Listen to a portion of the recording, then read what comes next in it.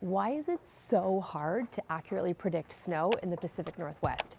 It only happens a few times a year, but the city freaks out. And rightfully so. That's with like 5 centimeters of snow. It's a big deal. As soon as that little snow icon shows up on the weather apps, we meteorologists get the questions about where, how much, will it actually happen this time? Is it going to happen at this exact time on my exact driveway? And people are not wrong to be skeptical. As a meteorologist, I can tell you it's really hard to forecast snow in this part of the country. Here are the 3 reasons why. Number 1, the mountains. As systems come in off the Pacific, they run into our complicated series of mountain ranges.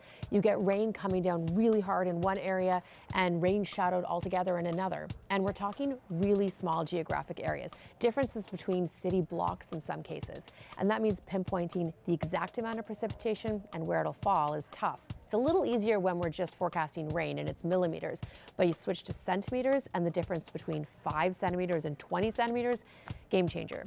Reason number 2.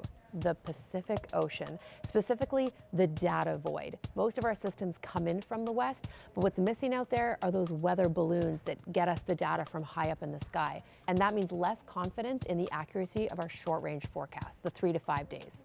Number 3, our weather models and our humans don't have a lot of experience with snow events.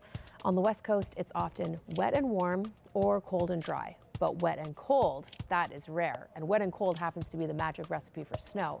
Because these conditions are so rare, we only get to practice forecasting for these events a couple times a season. Now, I'm not saying it's way easier to forecast snow in the prairies, but I'm not saying. I want you to know that we are improving our snow forecast, though. Our models are getting better, our short-range accuracy is improving, and that's a good thing, because climate change means a lot of uncertainty for those rare but big snow events in the Pacific Northwest.